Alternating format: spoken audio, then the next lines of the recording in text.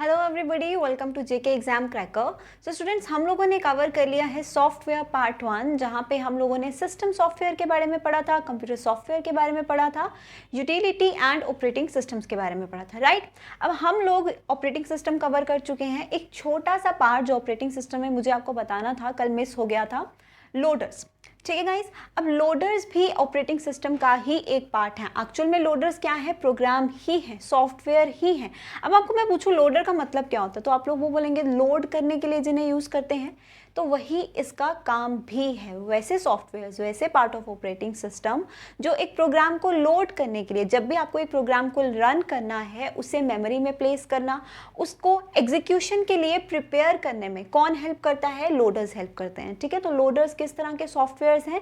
It is a part of operating system जो एक programme की एग्जीक्यूशन में, एक प्रोग्राम को उसकी एग्जीक्यूशन के लिए प्रिपेयर करने में हेल्प करता है, उसे लोड करने में हेल्प करता है एक सिस्टम में। ठीक है, तो वही है लोडर्स। डेफिनेशन मैंने बोर्ड पर लिखा है, आप लोग यहाँ से डेफिनेशन नोट कर सकते हो। उसके बाद नेक्स्ट आता है डिवाइस ड्राइवर्स। अब जब मैंने आप लोगों को कल सिस्टम सॉफ्टवेयर्स के बारे में बता रही थी, उसमें मैंने आप लोगों को 3 मेन पॉइंट्स बताए थे। Operating systems, right, device drivers, उसके बाद मैंने आप लोगों को बताए थे यूटिलिटीज। ऑपरेटिंग सिस्टम और यूटिलिटी तो हम लोग पढ़ चुके हैं, अब हम पढ़ेंगे डिवाइस ड्राइवर्स। अब देखो, डिवाइस ड्राइवर्स नेम से ही समझ में आता है, डिवाइस को ड्राइव करने के लिए। अब डिवाइस कौन से डिवाइसेस, जो हम एक सिस्टम में डिवाइसेस कनेक्टेड है, हार्डवेयर कनेक्टेड है, उससे ड्राइव करने के लिए, उससे रन करने के लिए हमें किसकी ज़रूरत होती है? डिवाइस ड्राइवर्स की। एक बहुत बेसिक भाषा में आप लोगों को समझाती हूँ एग्जाम्पल के साथ। मुझे एक चीज़ बताओ, आपको किसी भी पर्टिकुलर डेस्टिनेशन पर जाना है, आप अपनी कार में बैठ गए। अब कार में बैठ गए तो क्या ऑटोमेटिकली आप उस डेस्टिनेशन पर पहुंच जाएंगे? क्या ऑटोमेटिकली कार आपको उस डेस्टिनेशन पर ले जाएगी?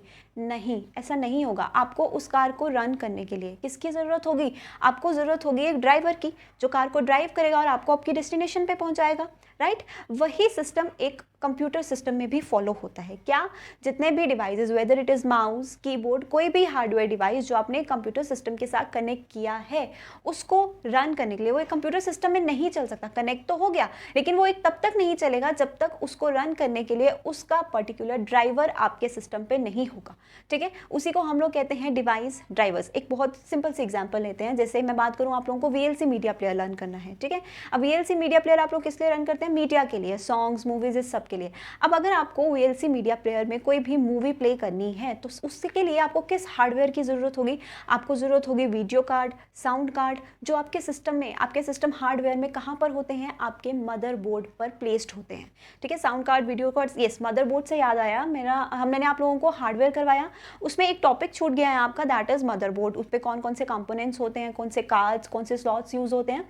तो ये हम लोग, मैं एक छोटा सा लेक्चर प्रिपेयर करके आप लोगों को नेक्स्ट सेशन में आप लोगों को करवा दूंगी, हार्डवेयर का जो भी पार्ट हमारा छूट गया है। ठीक है, तो हम बात कर रहे हैं डिवाइस ड्राइवर्स की। जैसे मैंने बताया, आपको किसकी ज़रूरत होगी? वीडियो कार्ड्स, साउंड कार्ड्स की, क्योंकि आप लोग वीडियो नहीं देख पाओगे विदाउट वीडियो कार्ड, आप लोग साउंड नहीं सुन पाओगे विदाउट साउंड कार्ड। अब उस साउंड कार्ड और वीएलसी मीडिया प्लेयर के बीच में इंटरैक्शन करवाने के लिए, अब वीएलसी मीडिया प्लेयर को कैसे समझ में आएगा कि कैसे उस साउंड कार्ड को एक्सेस करना है? तो उनके बीच में एक इंटरैक्शन करवाने के लिए क्या होना ज़रूरी है? होना ज़रूरी है डिवाइस ड्राइवर का, जो इंटरैक्ट करवाएगा आपके हार्डवेयर के साथ आपके सिस्टम को। समझ गए आप बात? तो आप लोग डेफिनेशन यहाँ से रीड कर सकते हो। Computer program that operates, controls a particular type of device that is connected to a computer. ठीक है, it provides interface to a hardware drive enabling operating system and programs to access the hardware functions. किसी भी hardware के functions को access करने के लिए, operating system को, उसके फंक्शंस को एक्सेस करने के लिए आप लोग को किसकी ज़रूरत है? आपको ज़रूरत है डिवाइस ड्राइवर्स की। उसके बाद एक और इम्पॉर्टेंट टर्म जो हमें सॉफ्टवेयर में पढ़नी है, वो है ट्रांसलेटर्स। अब ट्रांसलेटर्स भी सॉफ्टवेयर्स ही हैं, ये भी प्रोग्राम्स ही हैं, और इनका नेम क्या स्पेसिफाई करता है? ट्रांसलेटर्स। दैट मीन्स ये ट्रांसलेट करने में हेल्प करते हैं। अब क्या ट्रांसलेट करने में हेल्प करेंगे? चलिए डेफिनेशन देखते हैं। A computer program that converts instructions written in programming language और source code into machine language और ऑब्जेक्ट कोड। जो भी इंस्ट्रक्शंस आप एक प्रोग्रामिंग लैंग्वेज में लिखते हो, देखो मैंने आप लोगों को, जब से हम लोग सॉफ्टवेयर पढ़ रहे हैं, सिस्टम पढ़ रहे हैं, मैं आपको बता रही हूँ बार बार, programs, software, set of instructions. अब ये जो सॉफ्टवेयर, सेट ऑफ इंस्ट्रक्शंस एक सिस्टम में हैं, वो भी तो लिखे जाएंगे, किसी एक लैंग्वेज में लिखे जाते हैं। ठीक है, जो भी एक कंप्यूटर इंजीनियर है, जिन्होंने भी वो प्रोग्राम्स बनाए हैं, वो उन प्रोग्राम्स को लिखते हैं एक पर्टिकुलर लैंग्वेज में। उन्हीं लैंग्वेज लैंग्वेजेस को हम लोग क्या कहते हैं, प्रोग्रामिंग लैंग्वेजेस। ठीक है, थोड़ा सा ब्रीफ आप लोगों को प्रोग्रामिंग लैंग्वेजेस का मैं दे देती हूँ। क्या होते हैं programming language? Programming language actual में देखो, अगर मैं कंप्यूटर को इनपुट दे दूं अपनी भाषा में, कुछ भी बोल दूं, तो क्या कंप्यूटर वो समझ पाएगा? नहीं समझ पाएगा। कंप्यूटर को किसकी ज़रूरत होगी? अपनी प्रोग्रामिंग लैंग्वेज की, जिसमें जो भी आप उसको इनपुट दे रहे हो, जो भी टास्क आप कंप्यूटर में कर रहे हो, वो समझ पाए, है ना। तो वही है प्रोग्रामिंग लैंग्वेजेस, जिसमें एक सॉफ्टवेयर, सेट ऑफ इंस्ट्रक्शंस या प्रोग्राम को लिखा जाता है। समझ गए आप लोग? जो इंटरैक्शन, एक इंटरफेस बनाता है, एक इंटरैक्शन बनाता है हमारे बीच में और एक कंप्यूटर के बीच में। कौन बनाता है? प्रोग्राम। और प्रोग्राम किससे लिखा जाता है? प्रोग्रामिंग लैंग्वेजेस से। मेजर प्रोग्रामिंग लैंग्वेजेस हमारे पास दो तरह की हैं। एक है लो लेवल प्रोग्रामिंग लैंग्वेज, दूसरी है हाई लेवल प्रोग्रामिंग लैंग्वेज। ठीक है जी। कितने तरह की प्रोग्रामिंग लैंग्वेजेस हमारे पास? दो तरह की, low level and high level. अब लो लेवल प्रोग्रामिंग लैंग्वेज जो है वो भी आगे दो तरह की है। चलिए समझ ही लेते हैं हम लोग इन डिटेल कि एक्चुअल में प्रोग्रामिंग लैंग्वेजेस क्या हैं, क्योंकि अगर आपको प्रोग्रामिंग लैंग्वेज समझ में आ गया तो आप लोगों को ये भी समझ में आ जाएगा कि ट्रांसलेटर्स कैसे कन्वर्ट करते हैं, कौन से ट्रांसलेटर का क्या काम होता है। क्योंकि ट्रांसलेटर तीन तरह के हैं, असेंबलर, कंपाइलर, इंटरप्रेटर। अब कौन सा ट्रांसलेटर किस लैंग्वेज को कन्वर्ट करता है, उसके लिए हम लोग लैंग्वेजेस समझ लेते हैं। तो प्रोग्रामिंग लैंग्वेज कितने टाइप्स की है? Low level language and high level language. अब लो लेवल प्रोग्रामिंग लैंग्वेज की अगर मैं बात करूं तो ये फर्दर डिवाइड होती है दो टाइप्स में। Type 1 is machine language, type 2 is assembly language. ये चीज़ें नोट करनी है, बिकॉज पूछा जा सकता है इसके बेसिस पर क्वेश्चन कि इनमें से कौन सा language low level programming language है। ऑप्शंस आपको दिए होंगे, आपको एक चूज़ करना है, या तो ऑप्शंस में होगा मशीन लैंग्वेज या फिर ऑप्शन में होगा असेंबली लैंग्वेज। मशीन लैंग्वेज को हम लोग मशीन कोड भी कहते हैं, या फिर इसे ऑब्जेक्ट कोड भी कहा जाता है। ठीक है, अब देखो मशीन लैंग्वेज जो है ना स्टूडेंट्स, ये एक ऐसी लैंग्वेज है जो आपका प्रोसेसर, आपका सीपीयू डायरेक्टली अंडरस्टैंड करता है। आपका मशीन जो लैंग्वेज डायरेक्टली अंडरस्टैंड करता है, उसको किसी भी तरह के ट्रांसलेटर की ज़रूरत नहीं पड़ती उस लैंग्वेज को समझने के लिए। वो क्या है? वो मशीन लैंग्वेज है जो मशीन डायरेक्टली अंडरस्टैंड कर लेता है। मैंने आपको बताया था कंप्यूटर हमारी भाषा नहीं समझता। कंप्यूटर किसकी भाषा समझता है? बाइट्स की। बाइनरी डिजिट्स मैंने आप लोगों को बताए थे 0 1, है ना। तो जो प्रोग्रामिंग लैंग्वेज लिखी जाती है 0 और 1 को यूज़ करके, बाइनरी डिजिट्स को यूज़ करके, उसे हम लोग क्या कहते हैं? मशीन कोड या ऑब्जेक्ट कोड कहते हैं। समझ गए? जो बाइनरी डिजिट्स में लिखा जाता है, डायरेक्टली अंडरस्टैंडेबल होता है बाय सीपीयू को किसी भी, या फिर हमारी मशीन को किसी भी तरह के ट्रांसलेटर की ज़रूरत नहीं होती इसे समझने के लिए। ठीक है, अब मशीन लैंग्वेज को लिखना थोड़ा सा आई कैन से डिफ़िकल्ट था, क्योंकि जब भी आप कोई भी प्रोग्राम लाइन लिखनी थी, प्रोग्राम कुछ इस तरह से लिखते थे। कोई भी प्रोग्राम आपको लिखना होता था वो इन डिजिट्स में लिखा जाता, तो ये थोड़ा सा डिफ़िकल्ट था।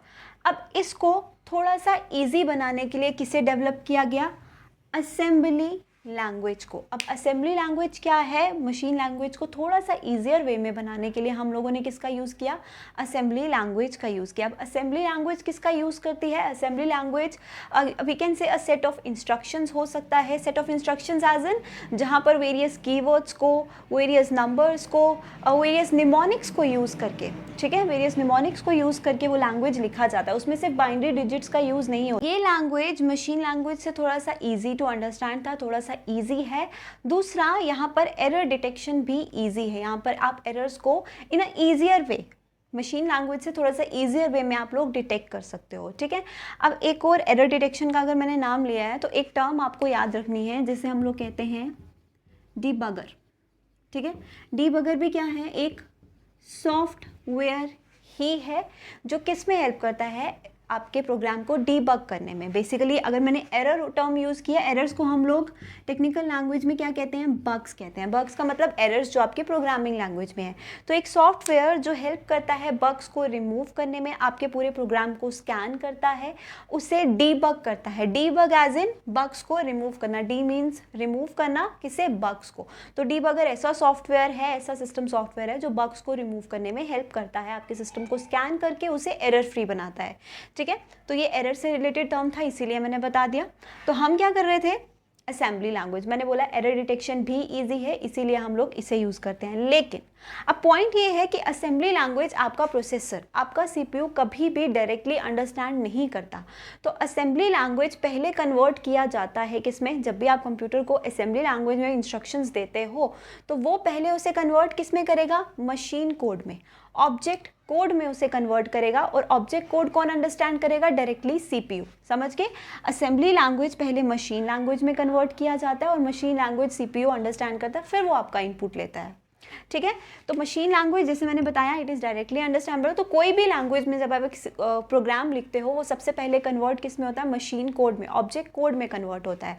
और असेंबली लैंग्वेज को मशीन लैंग्वेज में कन्वर्ट करने के लिए, ट्रांसलेट करने के लिए हमें किसकी ज़रूरत होगी, एक ट्रांसलेटर की ज़रूरत होगी, एक ऐसे सॉफ्टवेयर की ज़रूरत होगी जो इसे ट्रांसलेट करेगा। और वो सॉफ्टवेयर कौन सा होगा, वो ट्रांसलेटर कौन सा होगा, असेंबलर।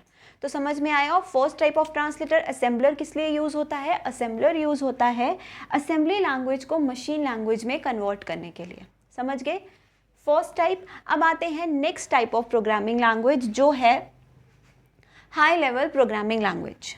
सो हाई लेवल प्रोग्रामिंग लैंग्वेज को सोर्स कोड भी कहा जाता है। क्या कहा जाता है, सोर्स कोड। अब ये प्रोग्रामिंग लैंग्वेज जो है ये लिखा जाता है टोटली ह्यूमन अंडरस्टैंडेबल फॉर्म में। अब हमारी अंडरस्टैंडेबल फॉर्म एज इन इसे लिखा जाता है, इनमें सिंपल लैंग्वेज तुम लोगों को बताऊं तो इंग्लिश में लिखा जाता है। ठीक है, जिस प्रोग्रामिंग लैंग्वेज को हम इंग्लिश में लिखते हैं, जिस प्रोग्राम को हम इंग्लिश में लिखते हैं, उस तरह की प्रोग्रामिंग लैंग्वेज को हम हाई लेवल प्रोग्रामिंग लैंग्वेजेस कहते हैं। ठीक है, इसमें बहुत सारी, अगर आप लोग कंप्यूटर बैकग्राउंड से हैं तो आपको पता भी होगा, बहुत सारी लैंग्वेज जैसे C++, SQL, SQL, then Pascal, COBOL, Fortran, ये सभी एटसेट्रा, ये सभी लैंग्वेजेस क्या हैं, ये हाई लेवल लैंग्वेजेस हैं जिन्हें हम लोग नॉर्मल अपनी अंडरस्टैंडेबल भाषा में लिखते हैं। लेकिन फिर भी अगर हम एक प्रोग्राम को अपने समझने वाली ह्यूमन अंडरस्टैंडेबल लैंग्वेज में लिख रहे हैं, इंग्लिश में लिख रहे हैं, तो क्या कंप्यूटर, आपका सिस्टम इंग्लिश को समझ पाएगा, बिल्कुल भी नहीं। कंप्यूटर कौन सी भाषा समझता है, कंप्यूटर भाषा समझता है 0 और 1 की, और 0 और 1 लैंग्वेज कौन सी है, machine language. That means high level language को भी पहले किस में कन्वर्ट होना पड़ेगा, ऑब्जेक्ट कोड में, मशीन लैंग्वेज में कन्वर्ट होना पड़ेगा, फिर आपका कंप्यूटर सिस्टम, फिर आपका सीपीयू उस लैंग्वेज को समझेगा, है ना। तो हाई लेवल लैंग्वेज को मशीन लैंग्वेज में कन्वर्ट करने के लिए भी हमें ट्रांसलेटर की ज़रूरत है। तो उसके लिए हम लोग कौन कौन से ट्रांसलेटर्स यूज़ करते हैं, कंपाइलर्स एंड इंटरप्रेटर्स। समझ के, असेंबलर लैंग्वेज असेंबली को मशीन में यूज़ करता है, कंपाइलर और इंटरप्रेटर क्या करते हैं, हाई लेवल लैंग्वेज को मशीन कोड में, मशीन लेवल लैंग्वेज में कन्वर्ट करता है। ठीक है गाइज, यहाँ तक समझ आ गया। Now what is the difference between compiler and interpreter. अगर दोनों ही कन्वर्ट करते हैं तो कोई ना कोई डिफरेंस तो होगा, सेम तरह के ट्रांसलेटर्स तो नहीं हो सकते दो।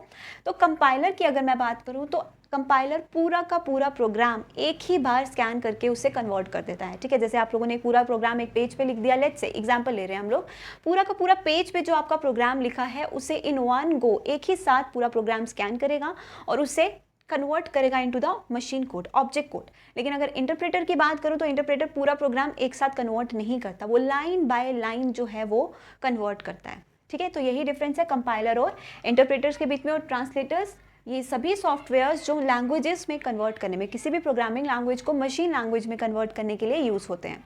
यहाँ तक समझ में आ गया स्टूडेंट्स। तो ये सभी टर्म्स थी जो हमने सिस्टम सॉफ्टवेयर से रिलेटेड पढ़ी। अब हम आ जाएंगे next type of computer softwares में, जो है एप्लीकेशन सॉफ्टवेयर्स। और एप्लीकेशन सॉफ्टवेयर्स आप अपनी डे टू डे लाइफ में यूज़ कर रहे हो, डेली यूज़ करते हो। तो चलिए समझते हैं हम लोग एप्लीकेशन सॉफ्टवेयर। स्टूडेंट्स अब आ जाते हैं नेक्स्ट टाइप ऑफ सॉफ्टवेयर पे, दैट इज एप्लीकेशन सॉफ्टवेयर। अब एप्लीकेशन सॉफ्टवेयर इन शॉर्ट मैं आप लोगों को बोलूँ तो एप्स डेली यूज़ करते हो। अपने मोबाइल पे, अपने लैपटॉप पे, अपने पीसी पे डेली ऐप्स यूज़ करते हो, अक्सर बोलते हो मुझे ये ऐप चाहिए, तो ऐप एक्चुअल में है क्या? वो है एप्लीकेशन सॉफ्टवेयर। सॉफ्टवेयर ही तो है, वो एक प्रोग्राम ही तो है। अब एप्लीकेशन सॉफ्टवेयर में आप हर तरह का काम एक ही एप्लीकेशन पे तो नहीं कर सकते। हर स्पेसिफिक काम के लिए, आपके हर स्पेसिफिक नीड के लिए आपके पास एक डिफरेंट एप्लीकेशन होता है। लेट्स से अगर आपको कोई मूवी प्ले करना है तो मूवी के लिए आपके पास एक डिफरेंट मीडिया प्लेयर होगा, म्यूजिक के लिए आपके पास एक डिफरेंट मीडिया प्लेयर होगा। उसके बाद अगर आपको कोई एडिटिंग वाला काम करना है, लेट्स से आपको कोई फाइल बनाना है, पीडीएफ बनाना है, कुछ भी, उसके लिए आपके पास एक डिफरेंट सॉफ्टवेयर होगा, राइट। अगर आपको गेम्स प्ले करनी है उसके लिए आपके पास एक डिफरेंट सॉफ्टवेयर होगा। तो डिफरेंट टास्क के लिए आप लोग डिफरेंट सॉफ्टवेयर्स का यूज़ करते हो, तो उसी को हम लोग क्या कहते हैं? Application softwares. अब डिफरेंट टास्क के लिए डिफरेंट तरह के एप्लीकेशन सॉफ्टवेयर्स यूज़ होते हैं, इसीलिए एप्लीकेशन सॉफ्टवेयर्स को हम लोग टास्क ओरिएंटेड सॉफ्टवेयर्स भी कहते हैं। ठीक है गाइस, तो क्या है ये? These are the task oriented softwares that perform specific task for the user. अब एक ही सॉफ्टवेयर बहुत सारी फंक्शनिंग परफॉर्म नहीं करता, एक सॉफ्टवेयर का एक ही प्रॉपर फंक्शनिंग होगा जो आपको उसी पर्टिकुलर टास्क में हेल्प करने वाला है, राइट। अगर मैं आपको अपने मोबाइल फ़ोन की एग्जांपल दूं तो मोबाइल फ़ोन में डिफरेंट पर्पस के लिए हम लोगों ने डिफरेंट ऐप्स रखे होते हैं। अब एक ही ऐप में हम हर एक तरह का काम तो नहीं कर सकते, तो वही ऐप्स क्या है? वही ऐप्स एक्चुअल में आपके एप्लीकेशन सॉफ्टवेयर हैं। आई होप यहाँ तक इन एग्जाम्पल्स के साथ तो आपको क्लियर हो ही गया होगा कि एप्लीकेशन सॉफ्टवेयर है क्या। It is also called end user programs. इन्हें हम एंड यूजर प्रोग्राम्स भी कहते हैं, that are use to do real work for the users. Obviously हमारी रियल लाइफ में, हमारी डे टू डे लाइफ में एप्लीकेशंस बहुत हेल्पफुल हैं। हमने अपनी नीड के अकॉर्डिंग एप्लीकेशंस हम यूज़ करते हैं, तो ये हमारी रियल लाइफ में भी बहुत ज़्यादा हेल्पफुल रहती हैं। एग्जाम्पल मैं दे ही चुकी हूँ, चलिए एग्जाम्पल्स देख लेते हैं। जैसे VLC मीडिया प्लेयर आपके लैपटॉप में होता है, जहाँ पर आप music, I can say movies को प्ले करने के लिए यूज़ करते हो, है ना। उसके बाद MS वर्ड आप कोई भी डॉक्यूमेंट प्रिपेयर करने के लिए, आपको कोई भी अपने असाइनमेंट्स प्रिपेयर करने हैं, कुछ भी काम करना है, आप हमेशा MS वर्ड पे करते हो। एडिटिंग के लिए ये यूज़ होता है। उसके बाद MS पेंट भी एक एडिटिंग टूल ही, एक एडिटिंग एप्लीकेशन ही है जो पेंट वगैरह के लिए, ड्राइंग के लिए यूज़ होता है। उसके बाद पावर पॉइंट, आपको अपने प्रेजेंटेशंस देने हैं, ठीक है, प्रेजेंटेशंस को बनाने के लिए हम लोग MS पावर पॉइंट का यूज़ करते हैं। देन टैली अकाउंट के लिए यूज़ होता है, अकाउंट्स, रिकॉर्ड कीपिंग, बैंकिंग, इस सब में यूज़ होता है टैली, रिकॉर्ड कीपिंग के लिए बेसिकली, है ना। तो डिफरेंट सॉफ्टवेयर आप देख रहे हो, डिफरेंट फंक्शंस परफॉर्म कर रहे हैं। इनमें से कोई भी ऐसा नहीं है कि एक कॉमन फंक्शन कोई सॉफ्टवेयर परफॉर्म कर पाए। तो एप्लीकेशन सॉफ्टवेयर क्या हैं? जो स्पेसिफिक टास्क के लिए बनाए जाते हैं, समझ गए।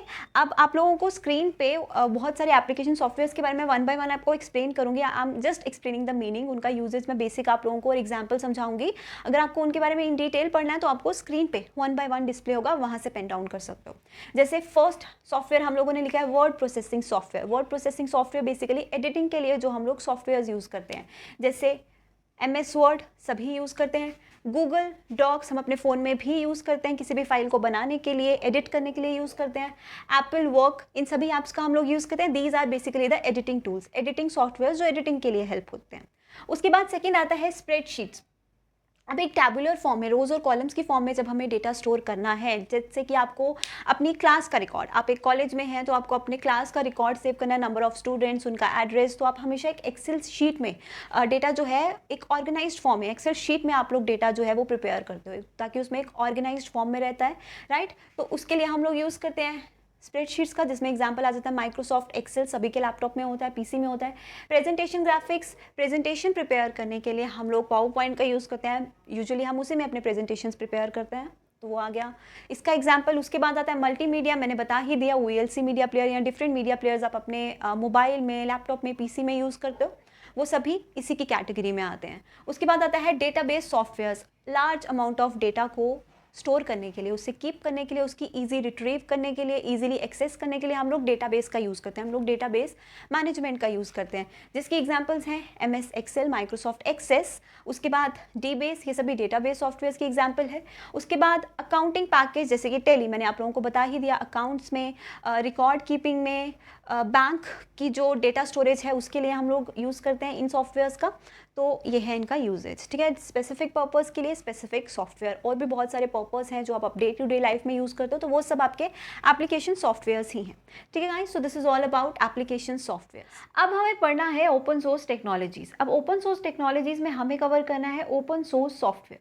अब मैं आप लोगों से पूछूं कि अभी करंटली आप लोग एक ओपन सोर्स सिस्टम ही यूज़ कर रहे हो। जी हाँ, आप सभी लोग अपने मोबाइल फ़ोन्स यूज़ कर रहे हो। अब बहुत सारे लोग आप में से एंड्रॉयड सिस्टम यूज़ कर रहे हैं। अब एक एंड्रॉयड ऑपरेटिंग सिस्टम क्या है, एक ओपन सोर्स सॉफ्टवेयर ही है। ओपन सोर्स से कहने का मतलब क्या है स्टूडेंट, सोर्स का मीनिंग क्या है, सोर्स का मीनिंग है सोर्स कोड। अब सोर्स कोड हम लोगों ने क्या समझा, प्रोग्राम कोड, एक प्रोग्रामिंग लैंग्वेज जिसमें प्रोग्राम लिखा जाता है, अभी किया था हम लोगों ने। ओपन का मीनिंग भी आपको पता है, तो open source code, open source software का मीनिंग क्या है, ऐसा सोर्स कोड जो आपके लिए ओपन है, फ्री ऑफ कॉस्ट है। ओपन सोर्स सॉफ्टवेयर्स हम उस तरह के सॉफ्टवेयर्स को कहते हैं जिनका सोर्स कोड, जिस भी लैंग्वेज में वो प्रोग्राम लिखा गया उसका प्रोग्राम आप लोगों के लिए ओपन है। आप लोग उस प्रोग्राम को देख सकते हो, उसमें किसी भी तरह की एडिटिंग कर सकते हो, प्रॉपर मैनिपुलेशंस कर सकते हो आप अपने अकॉर्डिंग, कोई भी रिस्ट्रिक्शन आप पर नहीं है। जिस भी पर्सन ने, जिस भी डेवलपर ने वो प्रोग्राम लिखा है वो एक लाइसेंस के साथ आपको कोड प्रोवाइड करता है, जिसमें आप लोगों को अलाउंस मिलता है कि आप लोग उस कोर्स में फ्रीली क्या कर सकते हो, एडिट कर सकते हो, उसे व्यू कर सकते हो, रीडिस्ट्रीब्यूट भी कर सकते हो। देखो कभी भी कोई आप कोई सॉफ्टवेयर यूज़ करो, आपके उसके कुछ फीचर्स पसंद नहीं आते हैं, तो अगर वो एक ओपन सोर्स सॉफ्टवेयर है तो आप अपने अकॉर्डिंग उसमें फीचर्स ऐड कर सकते हो, जो फीचर्स हैं उन्हें रिमूव कर सकते हो, न्यू प्रोग्राम या एप्लीकेशन के साथ उसे यूज़ कर सकते हो, ठीक है। तो उसी तरह के सॉफ्टवेयर्स को हम लोग क्या कहते हैं, ओपन सोर्स सॉफ्टवेयर। मैं बात करूँ यूट्यूब की, यूट्यूब पे ही आप वीडियोस देख रहे हो, अब यूट्यूब का जो बेस है वो भी एक ओपन सोर्स सिस्टम पर ही बेस्ड है, ठीक है गाइस। तो ओपन सोर्स सिस्टम, देखो जितने भी बहुत सारे सॉफ्टवेयर्स, बहुत सारे एप्लीकेशंस आप लोग डाउनलोड करते हो, किसी भी एप्लीकेशन की आपको नीड होती है, आप लोग इंटरनेट पर जाके उसे सर्च करते हो, डाउनलोड करते हो। उनमें से बहुत सारे ऐसे होते हैं जो आप लोग फ्रीली डाउनलोड कर सकते हो, और उनमें से बहुत सारे ऐसे भी होते हैं जिन्हें आप लोग को पे करना पड़ता है। आप लोग पे करोगे, वो पेड एप्लीकेशंस हैं, पेड सॉफ्टवेयर आप लोग पे करोगे तो आपको मिलेंगे। तो जो आप फ्रीली डाउनलोड कर सकते हो, फ्रीली यूज़ कर सकते हो, वो किस में आते हैं, ओपन सोर्स सॉफ्टवेयर्स में आते हैं। तो डेफिनेशन आप लोग रीड कर सकते हो, open source software is a software in which the source code used to create the program is freely available for the public view, edit, redistribute. View कर सकते हो, एडिट कर सकते हो, रीडिस्ट्रीब्यूट कर सकते हो, चेंजेस अपने अकॉर्डिंग आप कर सकते हो। अब ये जो कॉन्सेप्ट है ओपन सोर्स सॉफ्टवेयर का, ये किसने ये कॉन्सेप्ट कौन लेकर आया, ये कॉन्सेप्ट जो है, ये आइडिया जो है ये किसका था, ये था रिचर्ड स्टॉलमैन का, जिन्हें हम लोग फादर ऑफ ओपन सोर्स भी कहते हैं, ठीक है गाइज। तो ओपन सोर्स क्या है आप लोगों को समझ में आ गया, इस तरह के सॉफ्टवेयर सिस्टम्स जो हम लोग ओपनली यूज़ कर सकते हैं। ओपन सोर्स सिस्टम के अपोजिट एक टर्मिनोलॉजी आती है जिसे हम बोलते हैं क्लोज्ड सोर्स सिस्टम। अब ये close source system totally opposite है ओपन सोर्स सिस्टम से। अब ओपन सोर्स में क्या था, आपको सोर्स कोड फ्री था, आपके लिए अवेलेबल है, लेकिन क्लोज्ड सोर्स सिस्टम में क्या होता है, यहाँ पर जो प्रोग्राम कोड है वो आप लोग एक्सेस नहीं कर सकते, वो आप लोगों के लिए फ्री नहीं है। तो जितने भी सॉफ्टवेयर एप्लीकेशंस जो पेड रहते हैं वो किस में आते हैं, क्लोज्ड सोर्स सिस्टम में। अब open source system close system से बेटर है, वाई, फीचर्स आपको ऑलरेडी दिख रहे हैं। जैसे कि मैं बात करूँ, ओपन सोर्स सॉफ्टवेयर जो है वो फ्री टू यूज़ है, किसी भी तरह का मैनिपुलेशन लाइक एडिटिंग आप लोग कर सकते हैं, इसमें नए फीचर्स ऐड कर सकते हैं, नए फीचर्स को ऐड करके आप इसे फ्रीली रीडिस्ट्रीब्यूट भी कर सकते हैं। तो that is why open source system एक क्लोज सिस्टम से आई कैन से बेटर है, ठीक है। अब ओपन सोर्स सिस्टम में जैसे मैंने आपको एग्जाम्पल बताया एंड्रॉयड का, क्लोज सिस्टम की बात करूँ तो इसके कॉमन एग्जांपल्स में आ जाता है एप्पल, विंडोज़, ये सभी किसके एग्जांपल्स हैं, क्लोज सोर्स सिस्टम के। अब आप लोग देख सकते हैं मैंने कुछ एग्जांपल्स लिख के रखे हैं जो ओपन सोर्स सिस्टम के, कुछ operating systems, some programming languages जो ओपन सोर्स सिस्टम में आती हैं, then some of the applications.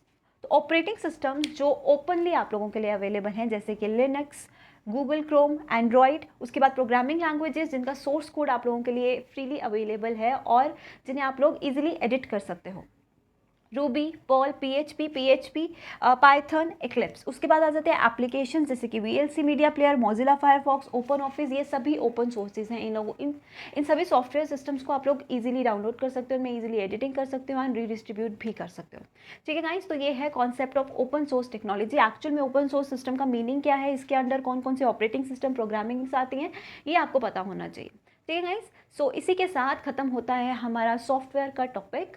जैसे मैंने आप लोगों को बताया, हार्डवेयर में से एक छोटा सा सेक्शन छूट गया है जो हम आगे कवर कर लेंगे। उसके बाद हम लोग एमसीक्यूज़ करेंगे on the basis of this chapter, software पे और ओपन सोर्स टेक्नोलॉजी पे हम लोग एमसीक्यूज़ करेंगे, देन हम लोग फर्दर टॉपिक स्टार्ट करेंगे, ठीक है गाइस। सो तब तक के लिए good luck, keep growing, keep starting.